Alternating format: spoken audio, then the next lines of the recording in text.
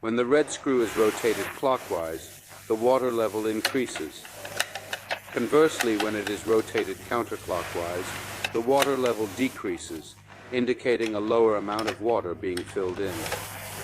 This is the flushing or outlet valve. The current setting controls the half flush capacity, providing the maximum amount for a half flush. As we move down, the half flush water capacity decreases. This is the setting for a full flush, and there's a scale over here.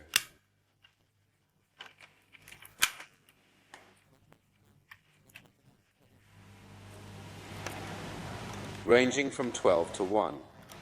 A smaller number indicates an increased capacity for a full flush, while a larger number means a decreased capacity for a full flush.